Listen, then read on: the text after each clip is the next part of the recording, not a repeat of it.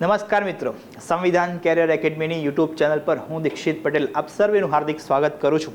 આશા છે કે તમારી તૈયારી ખૂબ જ સરસ રીતે ચાલતી હશે અને હું અત્યારે પ્રસ્તુત થઈ ગયો છું એક નવા લેક્ચર સાથે આપણી ક્વિક લેક્ચર શ્રેણીમાં એક કલ્ચરના વિષયના એક આગળના આપણા ટોપિક સાથે। આપણી એકેડમીની તમને ખ્યાલ જ હશે કે સંવિધાન કેરિયર એકેડમી સ્પર્ધાત્મક પરીક્ષાઓ ક્ષેત્રે એક અવ્વલ દરજ્જાની એકેડમી છે। ડૉક્ટર વિકલ્પ કોટવાલ સર દ્વારા માર્ગદર્શિત આપણી એકેડમી એક સારા રિઝલ્ટ્સ તો આપે જ છે, સાથે સાથે એક ઓથેન્ટિક માર્ગદર્શન માટે પણ જાણીતી છે, બરાબર છે।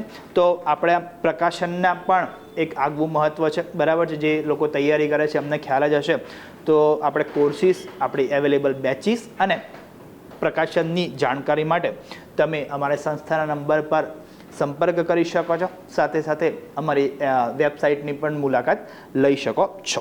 તો હવે આપણે આજના આગળના ટોપિક પર આગળ વધીએ। આપણને ખબર છે કે આપણે એક સ્થાપત્ય કળા નામનો અગત્યનો મુદ્દો આપણે કલ્ચરમાં શરૂ કરેલ છે, ખૂબ જ અગત્યનો ટોપિક છે। તમે આગળ મૂર્તિકલા ભણી ગયા, હડપ્પિયન સભ્યતાનું સ્થાપત્ય તમે ભણી ગયા, આ સિવાય મૌર્યકાલીન સ્થાપત્યમાં પણ તમે આગળના લેક્ચરમાં ભણી ગયા છો, બરાબર। જેમાં આપણે સ્તંભની ચર્ચા કરવામાં આવેલી હતી। તો સ્થાપત્ય કળામાં આપણે આ બધી વસ્તુઓનો સમાવેશ કરી રહ્યા છીએ, પહેલાં કહી દીધેલું છે એટલે આપણે આમાં બહુ ડિટેલમાં ચર્ચા કરતા નથી।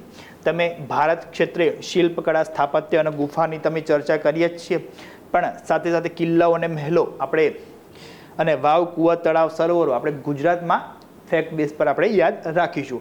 આમાં ખાસ કરીને ગુજરાત પર ફોકસ કરવાનું છે, જ્યારે ગુફા આપણે ભારતની કેટલીક ગુફાઓ પણ જાણીશું અને ગુજરાતની જે અગત્યની ગુફાઓ છે એની પણ જાણકારી મેળવીશું, અને શિલ્પ, સ્થાપત્ય અને મૂર્તિ આપણે ભારતની યાદ રાખીશું, બરાબર છે।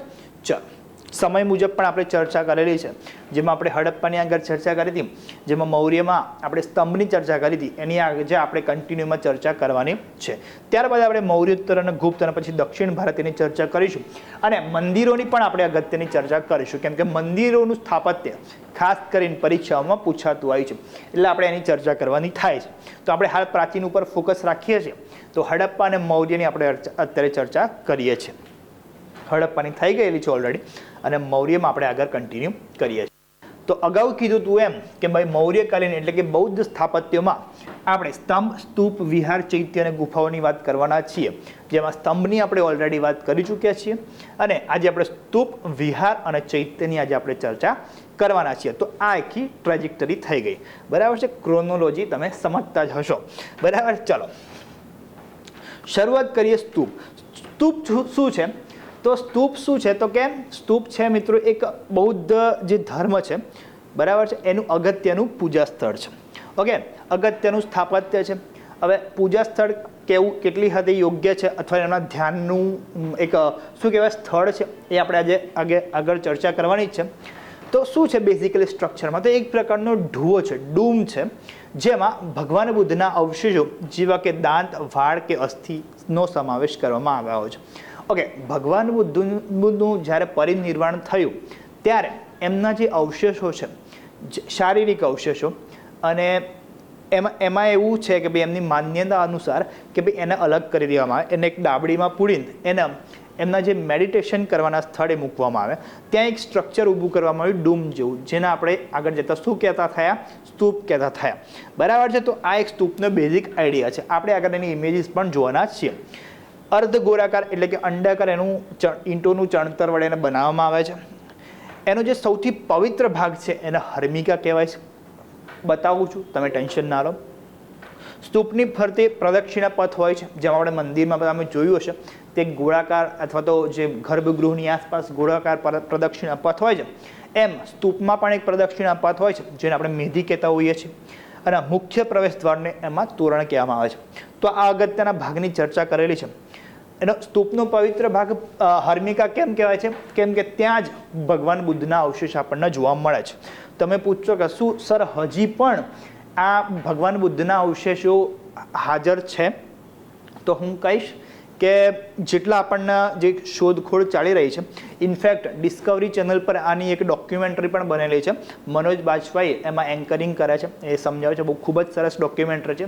સમય મળે અને આમાં ડિટેલમાં તમારું જોવાની ઈચ્છા હોય તો તમે એને પણ જોઈ શકો છો, બરાબર છે. બહુ ટાઈમ ના બગાડતા, બટ એક આમાં ડેપ્થમાં જવું હોય તો, બરાબર છે. આમ જનરલી એવું કહેવાય છે કે ભાઈ 9 જેટલા સ્તૂપો ભગવાન બુદ્ધના પરિનિર્વાણ પછી બનેલા, અને એમાંથી આગળ એમાં લખેલું જ છે, બરાબર છે, આપણે એડ કરેલું જ છે. એમાંથી 8 એમના અવશેષો હતા અને એક એમનું ભિક્ષાપાત્ર હતું. તો એક સાંકેતિક સ્વરૂપે, જેમ આપણે મંદિરો હોય છે, એમ એક સાંકેતિક સ્વરૂપે બૌદ્ધ ધર્મમાં સ્તૂપનું પણ એટલું ખૂબ જ મહત્વ છે. અશોકે આપણને ખબર છે કે આપણે બૌદ્ધ ગ્રંથોમાં એવું દર્શાવેલું છે કે 84,000 જેટલા સ્તૂપો આપણે એને બનાવેલા હતા.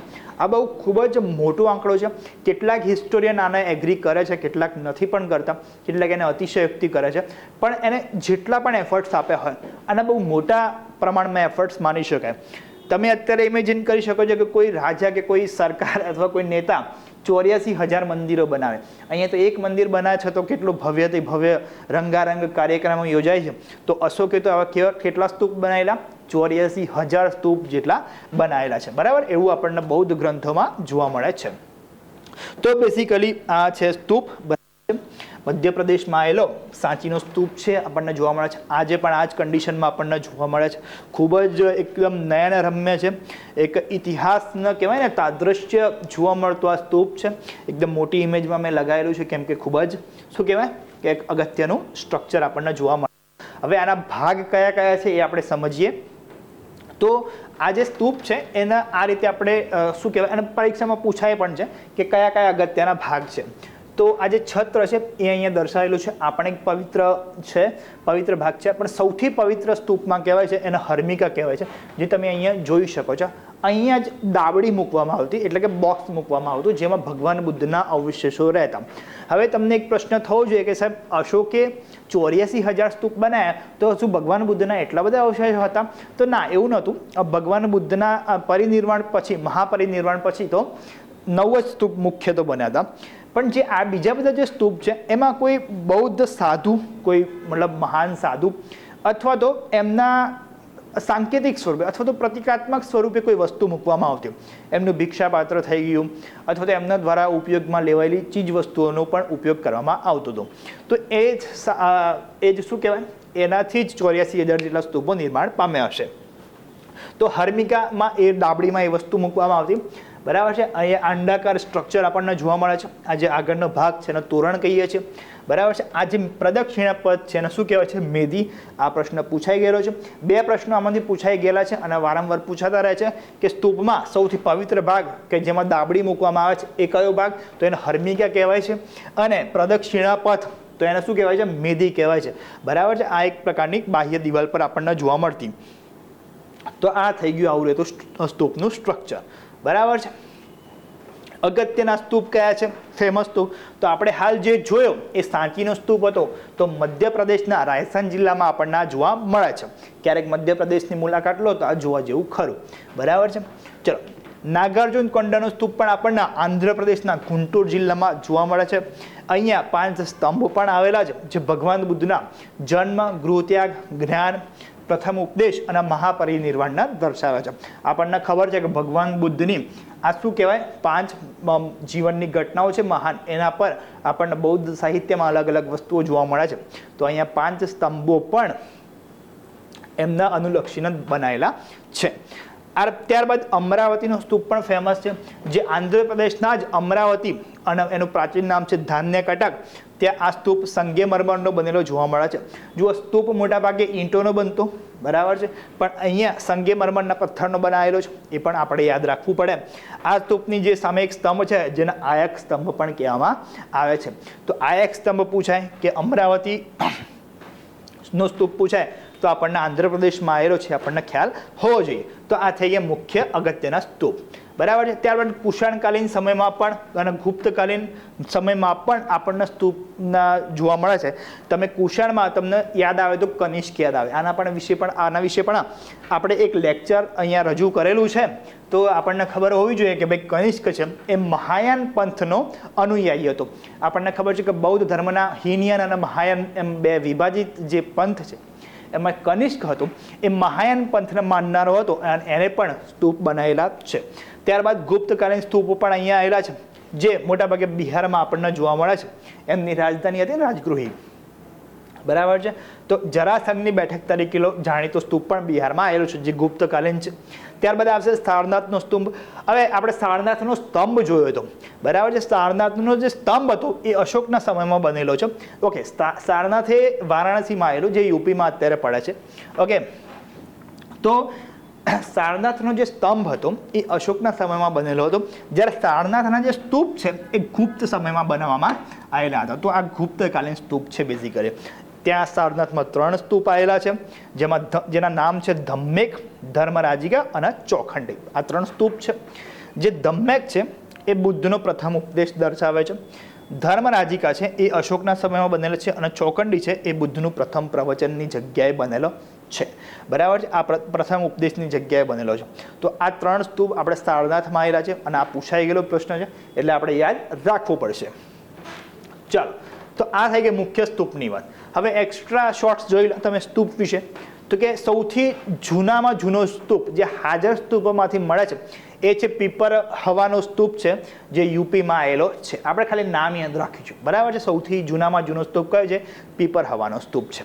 ત્યારબાદ મેં કીધું એમ કે બુદ્ધના પરિનિર્વાણ બાદ કુલ ટોટલ 9 સ્તૂપ બનેલા હતા, જેમાં 8 સ્તૂપમાં તેમના શારીરિક અવશેષ મૂકવામાં આવેલા હતા, અને 1 સ્તૂપમાં એમનું ભિક્ષાપાત્ર કે જેમને આજીવન ભિક્ષા માંગીને ખાધેલી છે એ મૂકવામાં આવેલું હતું પ્રતિકાત્મક સ્વરૂપે. હવે બહુ વિચારવા જેવી વાત છે, તમને જાણીને નવાઈ લાગશે. જે આ ભિક્ષાપાત્ર હતું એ માટીનું બનેલું હતું. તો જે અવેરનેસની વાત કરવામાં આવે છે કે એમની આજીવન જે ભિક્ષાપાત્રમાં ખાધું એક જ ભિક્ષાપાત્ર હતું, અને એમને અખંડ રાખ્યું હતું. બરાબર છે. ક્યારે માટીનું હોવા છતાં ક્યારે બ્રેક થયું ન હતું. અને એની સામે તમે જોઈ લો કેટલા કાચ અને કેટલા માટીના વાસણો તમે તોડ્યા છે. બરાબર. તો આ એક અવેરનેસની મેટર છે. તો ટોટલ 9 જે સ્તૂપ હતા એ આમાં આ રીતે હતા. આ સિવાય સ્ટ્રક્ચરની તમે ડિફરન્સની વાત કરો તો મૌર્યકાલીન જે સ્તૂપ હતા એના જે તોરણ લાકડાના બનેલા હતા, જ્યારે ગુપ્તકાલીન જે સ્તૂપના તોરણ હતા એ પથ્થરથી બનેલા આપણને જોવા મળે છે. ઓકે, આ તો થઈ ગઈ સ્તૂપની વાત. ત્યારબાદ વિચારીએ કે ચૈત્ય. તમે આ નામ તો સાંભળ્યું હશે. બીજી વસ્તુ કહી દઉં, ચૈત્ય એ તમને બૌદ્ધના પણ જોવા મળશે અને જૈન ધર્મમાં પણ જોવા મળશે. એવું ને એવું વિહાર છે. વિહાર તમને બૌદ્ધમાં પણ જોવા મળશે અને જૈન ધર્મમાં પણ જોવા મળશે. તો ચૈત્ય છે શું બેઝિકલી? તો એક પ્રકારનું પૂજાઘર છે. બરાબર છે. પહેલાંના સમયમાં મંદિરોનો કોન્સેપ્ટ નહોતો, એકચ્યુઅલી બૌદ્ધ ધર્મમાં તો નહોતો જ. બરાબર છે. તો એમાં શું હતું કે ગુફામાં આ રીતે એક સ્ટ્રક્ચર બનાવવામાં આવતું, અને એમાં એક સ્તૂપ નાનકડો મૂકવામાં આવતો. બેઝિકલી એમનું પૂજા કરવાનું સ્થળ હતું. ચૈત્ય અને વિહાર બંને જોડે જોડે રહેતા. વિહારમાં જે સાધુઓ હતા, જે બૌદ્ધ સાધુઓ હતા, એ ત્યાં વિશ્રામ કરતા રહેતા, ત્યાં ખાસ કરીને ચોમાસાઓની સ્થિતિમાં. અને જે ચૈત્ય હતું એમને પૂજા કરવાનું સ્થળ હતું. બરાબર છે. તો આ તમે અહીંયા સ્ટ્રક્ચર જોઈ શકો છો. તો અહીંયા આ પ્રકારે સ્તૂપ રહેતું. લાંબી લંબચોરસ ઓરડો હોય, એમાં અર્ધવર્તુળાકાર છેડે સ્તૂપ આવેલો હોય છે. એમાં પ્રકાશની વ્યવસ્થા માટે ચૈત્યવારીની પણ વ્યવસ્થા કરવામાં આવેલી હોય છે. તો આ એક અગત્યનું આપણને ચૈત્ય જોવા મળે છે.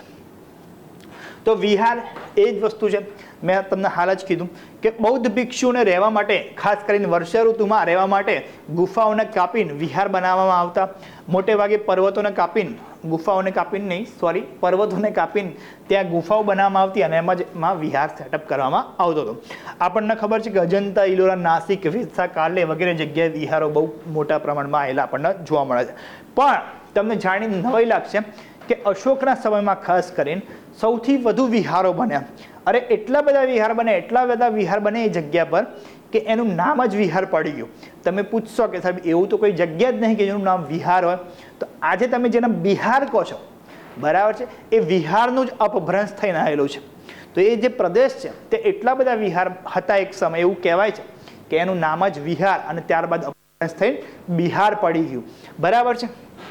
તો આપણે આ રીતે યાદ રાખીશું. તો ચૈત્ય પૂજાઘર છે કોન્સેપ્ટ, અને જે વિહાર છે એ બૌદ્ધ અથવા તો કે અત્યારે મોડર્નમાં જૈન સાધુઓ. તમે અત્યારે જૈન સાધુઓના વિહાર પણ અત્યારે તમને ઘણી જગ્યાએ જોવા મળશે. તો બેઝિકલી સાધુઓને રહેવા માટેનું એક વિશ્રામનું સ્થળ હતું.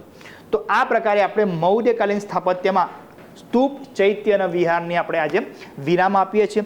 નેક્સ્ટ ટાઈમ આપણે ગુફાઓ વિશે ચર્ચા કરીશું, અને ત્યારબાદ મંદિર સ્થાપત્ય વિશે આપણે ચર્ચા કરવાની છે. તો આ આપણો નંબર છે સંસ્થાનો, જેમાં તમે કોર્સીસ અવેલેબલ બેચીસ મતલબ ચાલુ જે બેચીસ છે અને પ્રકાશન બાબતે તમને કોઈ પણ ક્વેરી હોય તો તમે આનો સંપર્ક કરી શકો છો આ નંબર પર, બરાબર છે. તો તમે આશા છે કે તમને લેક્ચર્સ ગમ્યો હશે અને કંઈક આમાં મેળવ્યું હશે.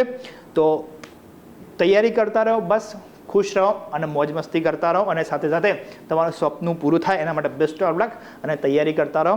જય હિન્દ, જય ભારત.